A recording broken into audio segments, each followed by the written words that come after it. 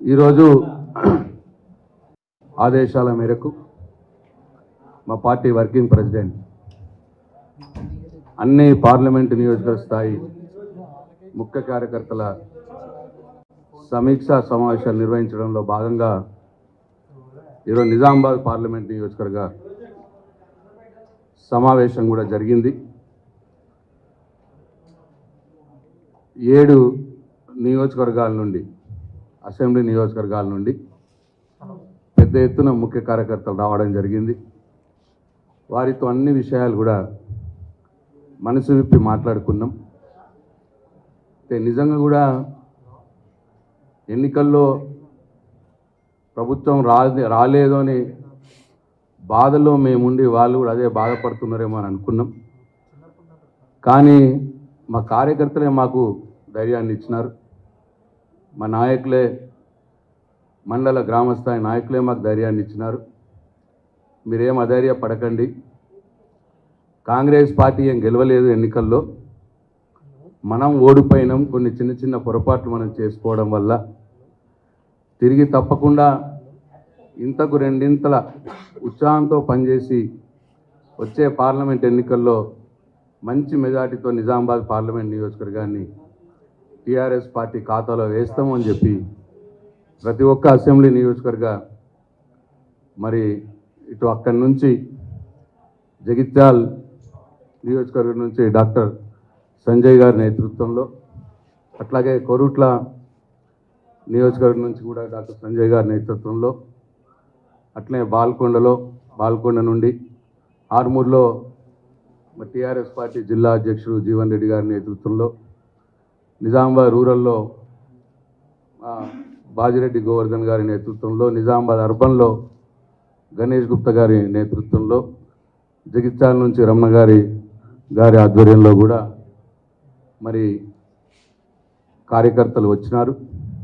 చాలా ఉత్సాహంగా మరి వారు అన్ని విషయాలు కూడా మాతో మనసు విప్పి మాట్లాడుకొని, కొన్ని మా పార్టీలో కావచ్చు, నాయకుల మధ్య కావచ్చు, కొన్ని చిన్న చిన్న పొరపాట్లు ఏమైనా జరుగుంటే అవన్నీ కూడా సరిదిద్దుకొని ముందుకు పోతామని చెప్పి వాళ్ళకి చెప్పడం జరిగింది. వారు కూడా మా మధ్యలో కూడా ఏమన్నా లోటుపాట్లు ఉంటే, మా మధ్యలో కూడా మా కింది స్థాయి నాయకుల మధ్యలో కూడా ఏమన్నా మా మధ్యలో వర్గాలు ఉన్నా కానీ, మా మధ్యలో భేదాభిప్రాయాలు ఉన్నా, మేము కూడా అవన్నీ పక్కన పెట్టి మేము ఈరోజు పార్లమెంటు ఎన్నికల్లో టీఆర్ఎస్ పార్టీ గెలిపే మరి ముఖ్యంగా మేము పనిచేస్తామని చెప్పినారు. చాలా సంతోషం. అయితే ఈ సందర్భంగా ఇంకొక విషయం ఏంటంటే, ఇవాళ నిన్నటికి ఈ తెలంగాణలో ఏర్పడ్డ కొత్త ప్రభుత్వం, రేవంత్ రెడ్డి గారి ప్రభుత్వం పూర్తి చేసుకొని నెల నిండింది.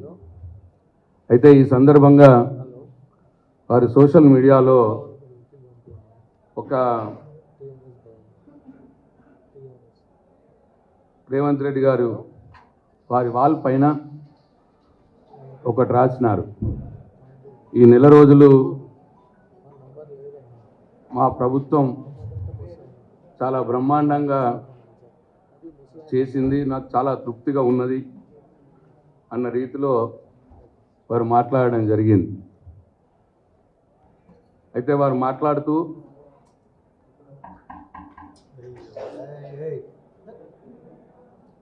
స్వేచ్ఛా స్వాతంత్రాలు ప్రజలకు ఇచ్చినాం, ప్రజల మాట వింటున్నాం అన్న మాట మాట్లాడినారు. తెప్పియండి అది. అయితే నేను అడుగుతా ఉన్నా ముఖ్యమంత్రి గారిని, రేవంత్ రెడ్డి గారిని, స్వేచ్ఛా స్వాతంత్రాలు కల్పించి ఇనుప కంచెలు తొలగించి మీరు ఏదైతే మేమన్నా ప్రగతి భవన్లో, మీరంటున్న ప్రజాభవన్లో ప్రజా దర్బార్, ప్రజల యొక్క సమస్యలను వింటాం, ప్రతిరోజు వింటామని చెప్పి బీరాలు పలికి ఏదైతే మీరు ప్రజా దర్బార్ మొదలు పెట్టిర్రో ఆ ప్రజా దర్బార్ జరిగింది కేవలం ఒక రోజు ముఖ్యమంత్రి గారి ఆధ్వర్యంలో. తర్వాత ఒక 3-4 రోజులు మంత్రులు, ఆ తర్వాత కేవలం అధికారులు మాత్రమే ఉంటా ఉన్నారు. అది వారంకు 2 రోజులు. ఊర్ల నుండి పొద్దున 4 గంటలకు 5 గంటలకు లేచి చలిలో బస్సులలో వచ్చి ఇక్కడ క్యూలలో నిలబడి వాళ్ళు మా ముఖ్యమంత్రి గారు మా మాట వింటారేమో, మా సమస్యలు తీరుతాయేమో ఆ ఆశతోటి వస్తే చివరికి మీరు ఇక్కడ ఆ ప్రజల బాధలు వాళ్ళ విజ్ఞప్తులు తీసుకునే వాళ్ళు మళ్ళీ అధికారులే. మళ్ళీ ఆ విజ్ఞప్తులన్నీ కూడా ప్రజావానికి లింకు చేస్తామన్న మాట మాట్లాడుతూ ఉన్నారు.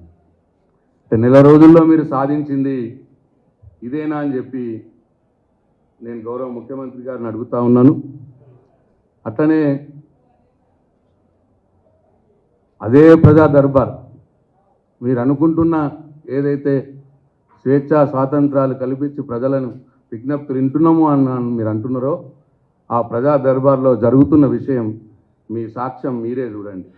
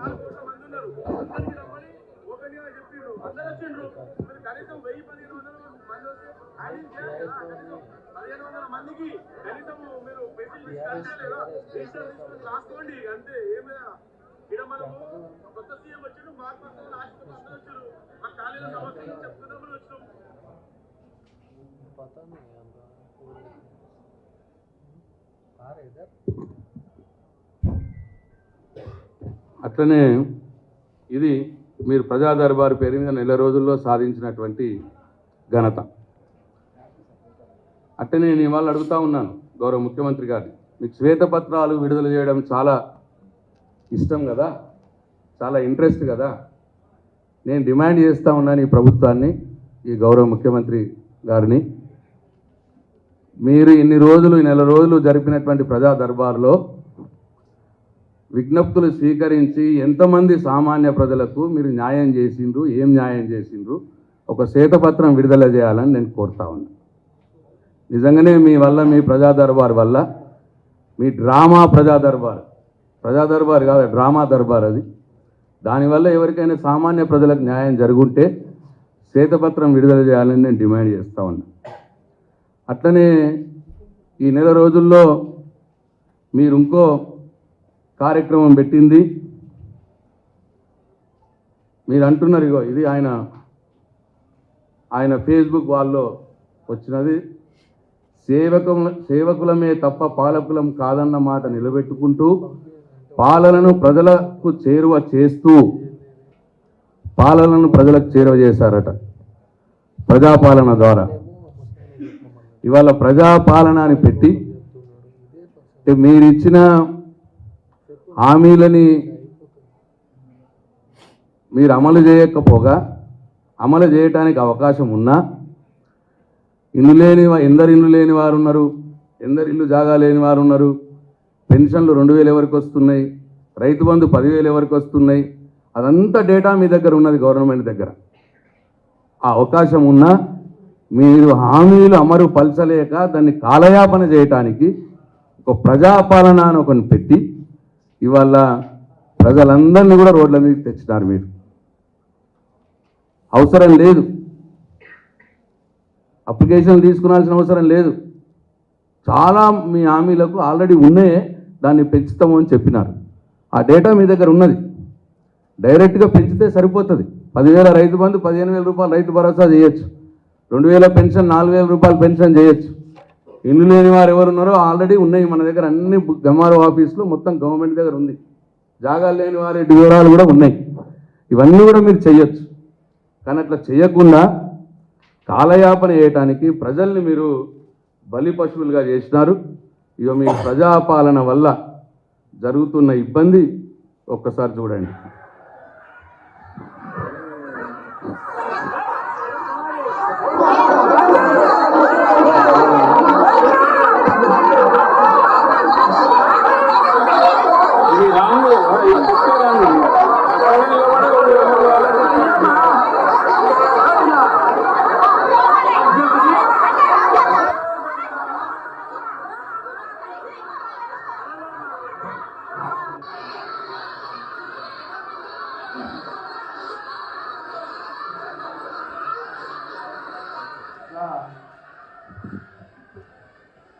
ప్రజాపాలనలో దరఖాస్తు ఫారాలు దొరకక కొంతమంది, దొరికిన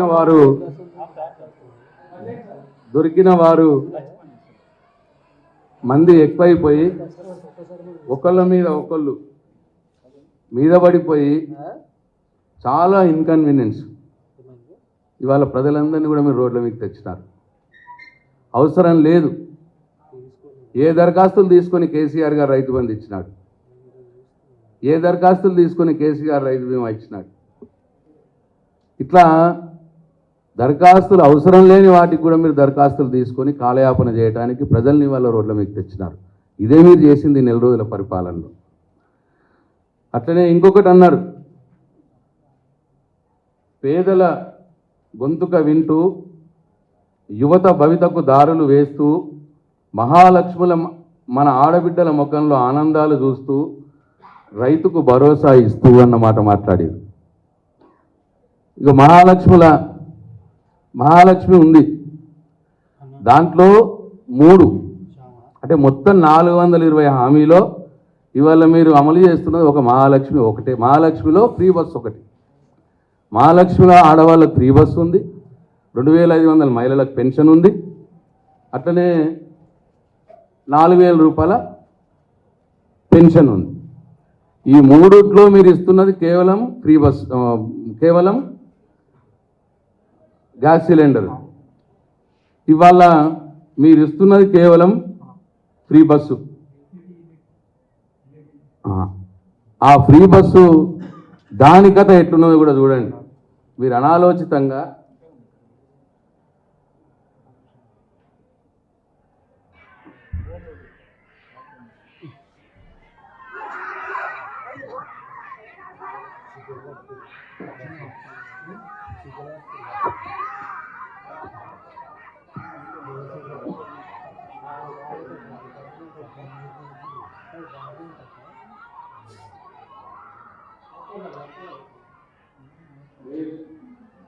మీరు అమలు చేస్తున్న ఈ ఫ్రీ బస్సు పథకం పాపం మహిళలు బస్సులలో మీరు తక్కువ బస్సులు పెట్టడం మూలంగా సీట్ల కోసం కొట్టుకోవడం, కిటికీలకి వెళ్ళి మహిళలు పోవడం, మగవారికి అసలు బస్సు ఎక్కే ఛాన్సే రాకపోవడం, ఇంత ప్రజల్ని ఇబ్బంది పెడతా ఉన్నారు. మీరు అమలు చేస్తున్న ఒకటే ఒక పథకం. మీరు దానివల్ల ఇవాళ ఆటో రిక్షా వాళ్ళు ఎంత ఇబ్బంది పడుతున్నారో కూడా మనం గమనిస్తున్నాం.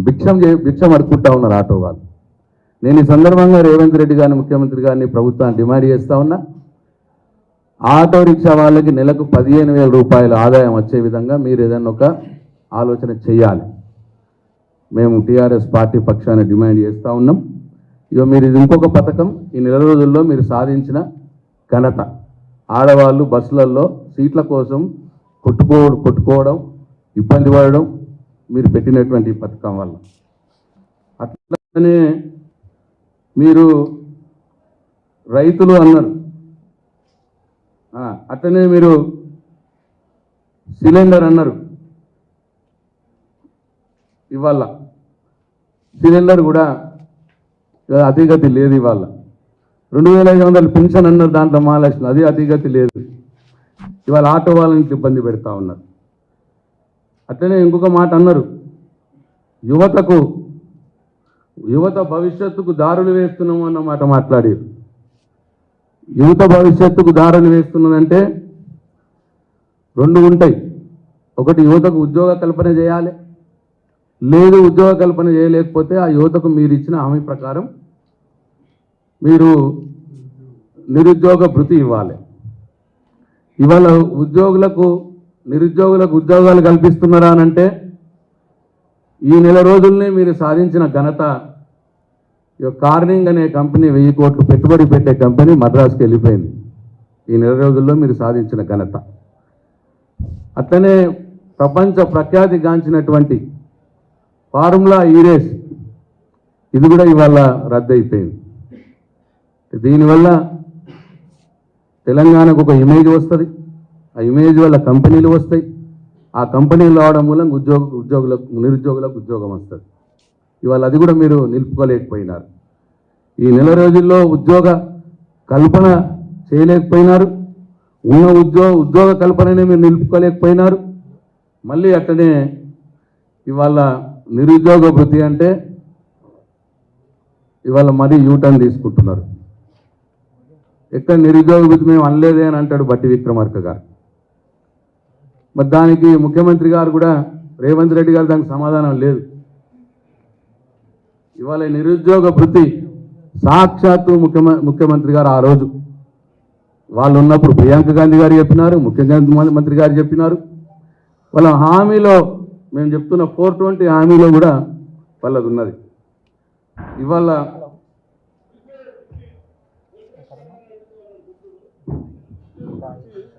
ఆరు గ్యారెంటీల్లో కానీ నేను దీంట్లో కానీ మీరు మళ్ళీ ఒకసారి కావాలంటే వెరిఫై చేసుకొని మాట్లాడండి. కాంగ్రెస్ పార్టీ ఫస్ట్ డిక్లరేషన్ ఉద్యోగాల కోసం ప్రయత్నం చేసి ఉద్యోగ ఉపాధి దొరకక నిరాశ చెందుతున్న నిరుద్యోగ యువకులకు ప్రతి నెల 4,000 రూపాయల నిరుద్యోగ వృత్తిని ఇచ్చి నిరుద్యోగ యువకులను కాంగ్రెస్ పార్టీ ఆదుకుంటుంది. ఏం సమాధానం చెప్తారు ముఖ్యమంత్రి గారు దీనికి? ఉప ముఖ్యమంత్రి గారు ఏం సమాధానం చెప్తారు? ముఖ్యమంత్రి గారు ఏం సమాధానం చెప్తారు? అసెంబ్లీ సాక్షిగా వారు ఇచ్చినటువంటి హామీని, నిరుద్యోగ యువతకు 4,000 రూపాయల భృతి ఇస్తామన్న హామీని ఈ నెల రోజుల లోపలనే మాట తప్పినారు. ఇంకా పోను ఎన్ని హామీలు మాట తప్పుతారో ఇవాళ నిరుద్యోగ యువత కూడా గమనించాలని చెప్పి నేను కోరుతా ఉన్నా. ఇంతకు నిరుద్యోగ భృతి ఉన్నట్ట లేనట్ట దయచేసి గౌరవ ముఖ్యమంత్రి రేవంత్ రెడ్డి గారు ఇమ్మీడియట్గా స్పందించాలని చెప్పి నేను కోరుతా ఉన్నా. మీ ఉప ముఖ్యమంత్రి గారు అసెంబ్లీలో ఉన్న మాటకు మీ సమాధానం ఏంది? లేదు, మీరు మీ 420 హామీలలో ఉన్నటువంటి నిరుద్యోగ భృతి హామీని నిలబెట్టుకుంటారా లేదా? లేదు, మీరు ఎన్నికల ప్రచార సభలో గొంతు చిరిగిపోయేంత నిరుద్యోగ యువకుల్ని మోసం చేసే విధంగా మాట్లాడి 4,000 భృతి ఇస్తామని చెప్పి మాట్లాడిన దాని మీద మీరు నిలబడతారా లేదా? గౌరవ ముఖ్యమంత్రి గారు వెంటనే స్పందించాలని చెప్పి నేను కోరుతా ఉన్నా. అట్లనే రైతుల గురించి కూడా అన్నారు. రైతుకు భరోసాను ఇస్తున్నారట. వాళ్ళు చెప్పినారు, రైతు బంధు కేసీఆర్ 10,000 రూపాయలే ఇస్తున్నాడు, ఇగో నేను రాగానే 15,000 రూపాయలు ఇస్తానన్నమాట మాట్లాడినారు. రైతు భరోసా అది కూడా డిసెంబర్ 9కి నేను రాగానే అన్నమాట మాట్లాడినారు. మరి వాళ్ళ రైతు భరోసా గురించి లేదు. మేమిచ్చిన రైతు బంధు కూడా అది చక్కగా ఇయ్యలేని పరిస్థితి ఉన్నది. ఇవాళ దీనికి కూడా ముఖ్యమంత్రి గారు సమాధానం చెప్పాలి. రైతు భరోసా కింద ఎకరానికి 15,000 రూపాయలు రైతులకు ఎప్పుడు ఇస్తారో సమాధానం చెప్పాలి. మరి మీరు వేస్తున్నారా లేదా? మీరు మాట తప్పుకున్నారా? ఈ విషయం కూడా తెలంగాణ రైతులకు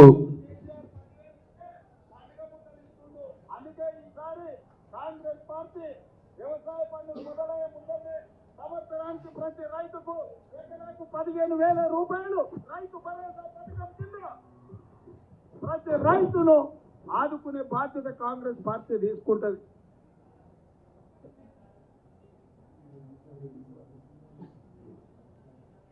అట్లనే రైతుకు రుణమాఫీ అన్నారు. రైతుకు భరోసానిస్తూ 15,000 రూపాయల పెట్టుబడి సాయం పండుగ మొదలే వేస్తామని చెప్పినాడు. పండుగ మొదలు మేము వేస్తున్నామట, పండుగ ఖర్చు పెట్టుకుంటున్నారట రైతులు. వ్యవసాయం స్టార్ట్ చేసేటప్పుడే వేస్తాం మేము, పంట స్టార్ట్ చేసేటప్పుడు అన్నాడు. మరి వాళ్ళ ఈ రాష్ట్రంలో తుకాలు పడుతున్నాయా, నాట్లు వేస్తున్నారా లేదా, మరి వాళ్ళ ఈ సీజన్లో పంటలు స్టార్ట్ అయినాయా లేవా, మరి దయచేసి గౌరవ ముఖ్యమంత్రి గారు గమనించాలి. మరి అక్కడ రైతులు ఎదురు చూస్తూ ఉన్నారు, ఎప్పుడెప్పుడు మాకు వస్తుందా రైతు భరోసా 15,000 రూపాయలు ఎప్పుడు వస్తుందా అని ఎదురు చూస్తూ ఉన్నారు. ఇప్పటికి 1 ఎకరం లోపల మట్టికే వచ్చినాయి. అసలు ఎంతమందికి వచ్చినాయి, ఎంత ఇచ్చిర్రు, మీరు ఎందుకో శ్వేతపత్రం విడుదల చేయట్లేదు. ఎవ్రీడే అధికారులతోటి ఈరోజు ఇంతమంది రైతులకు ఇన్ని ఎకరాలకు ఇంత డబ్బు ఇచ్చినాము అని ఎందుకు చెప్తలేరు, మేము పోయిన ప్రభుత్వంలో మేము చెప్పినట్టు అని చెప్పి నేను వాళ్ళు అడుగుతా ఉన్నా. ఇట్లనే రైతుకు ఇంకొక భరోసాగా 2 లక్షల రూపాయల రుణమాఫీ చేస్తామన్నారు. ఇంకా ఎవరైనా లోన్లు లేకపోతే పోయి తీసుకొచ్చుకోండి, నేను రాగానే డిసెంబర్ 9కే రుణమాఫీ చేస్తా అని చెప్పినాడు. అది కూడా ఒక్కసారి మీరు చూడాలని విజ్ఞప్తి చేస్తా ఉన్నా. రుణమాఫీ చేసిన వాళ్ళందరినీ నేను విజ్ఞప్తి చేస్తున్నాను, ఎమ్మడే బ్యాంకు పోయి 2 లక్షలు తెచ్చుకోండి, జనవరిలో డిసెంబర్ 9 నాడు నేను రాగానే మాఫీ చేస్తా. ఇవాళ చంద్రశేఖర్ రావు ఏమనుకుంటున్నాడంటే రుణమాఫీ చేసిన ఓట్లు నాకు పట్టాయి. నేనేం చెప్తున్నా అంటే రుణమాఫీ అయిన వాళ్ళందరూ ముంబై పోయి మళ్ళీ 2 లక్షల రుణం తెచ్చుకోరి, డిసెంబర్ 9 నాడు నేను అవి మాఫీ చేస్తా. కాబట్టి రైతులందరికీ నేను విజ్ఞప్తి చేస్తున్నా, ఎమ్మడే పోయి బ్యాంకు పోయి లోన్లు తెచ్చుకోరి, వచ్చిన ఎమ్మడే నేను రుణమాఫీ చేస్తా. ఏం సమాధానం చెప్తారు దీనికి ముఖ్యమంత్రి గారు? ఏం సమాధానం చెప్తారు ముఖ్యమంత్రి గారు? ఇవాళ రైతు భరోసా పేరు మీద ఇచ్చినటువంటి 15,000 రూపాయల రైతు భరోసా లేదు, 2 లక్షల రుణమాఫీ లేదు. అట్లనే ఇంకో మాట అన్నాడు ఆయన, పెట్టుబడులకు కట్టుబడి ఉన్నాం, పారిశ్రామికాభివృద్ధికి పెద్దపీట వేస్తూ నగరాల అభివృద్ధికి నగిశీలు చెక్కుతూ అని చెప్పి మాట్లాడినాడు. మీరు ఇంతకుముందే చూసినాం, పెట్టుబడులు లేవు, ఉన్నాయి పోతా ఉన్నాయి. నగర అభివృద్ధి అంటున్నాడు.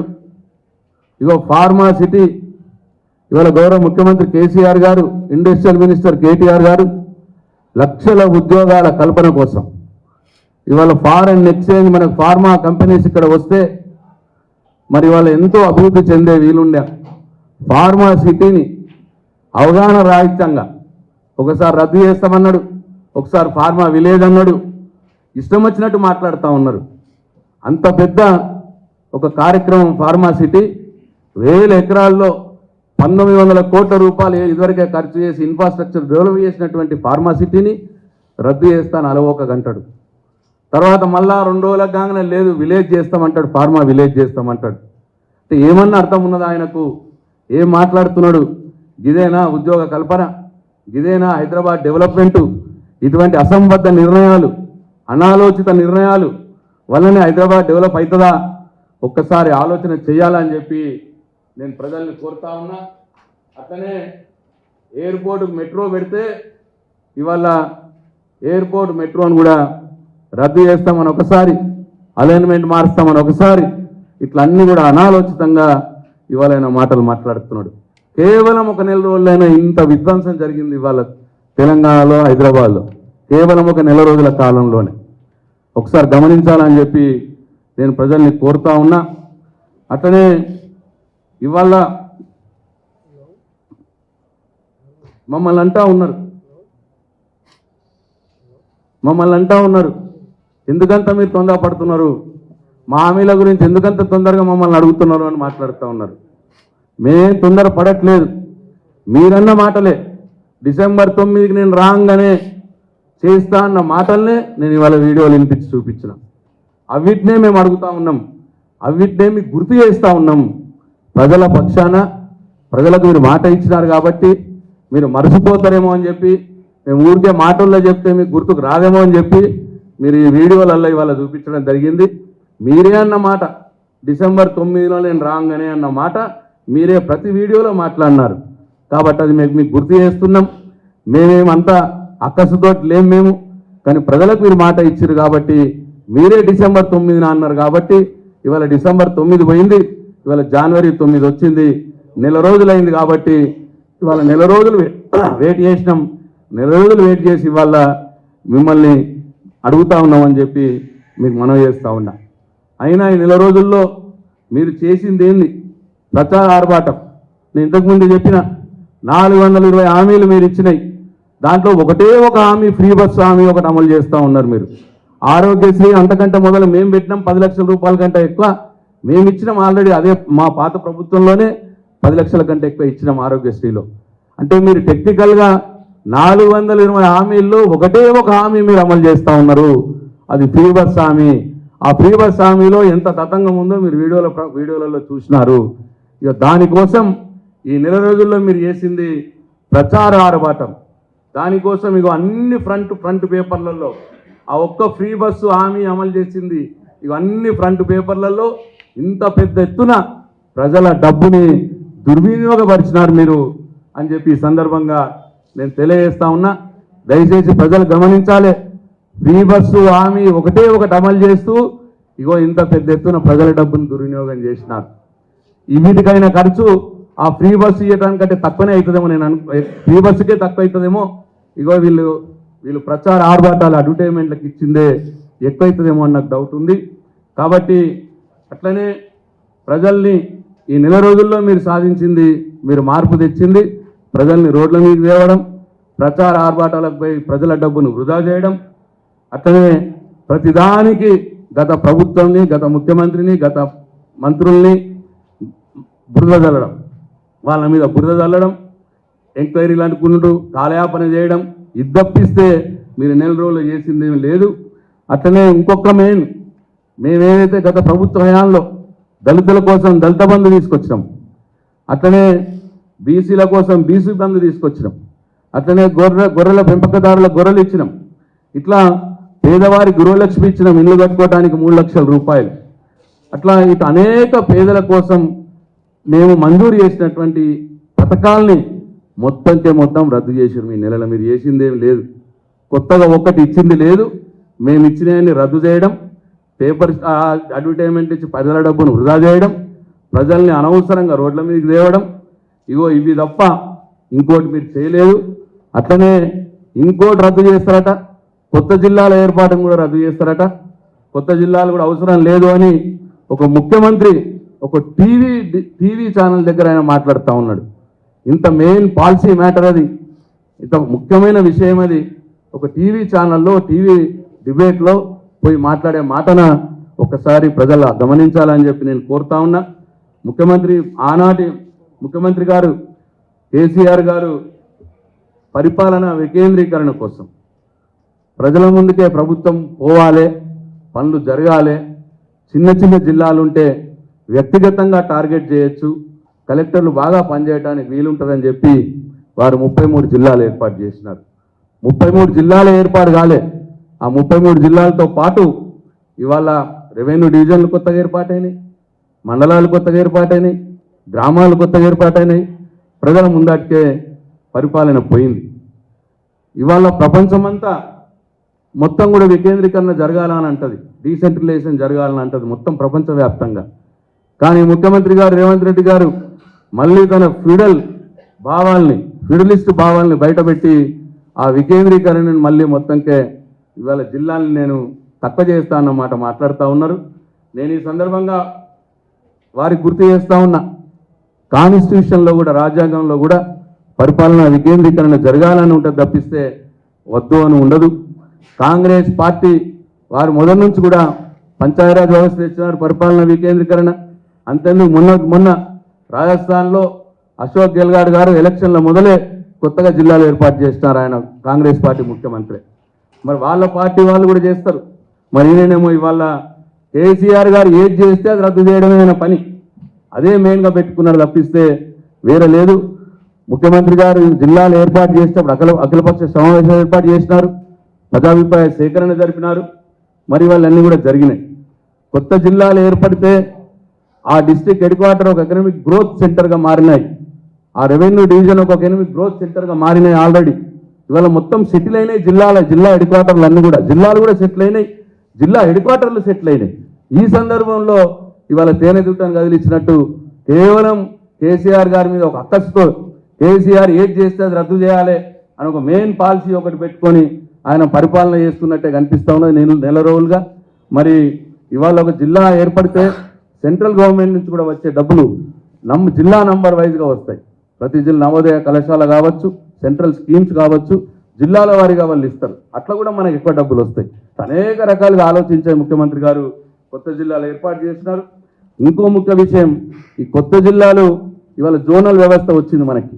సపోజ్ జిల్లాల పునర్విజన్ మళ్ళీ మీరు మార్చాలనుకుంటే ఈ జోనల్ వ్యవస్థను కూడా మార్చాల్సి వస్తుంది. రేపు పొద్దున పబ్లిక్ కమిషన్లో ఉద్యోగాలు రావాలంటే ఈ జోనల్ వ్యవస్థ మార్చిన దాకా ఉద్యోగాలు ఇవ్వడానికి వీల్లేదు.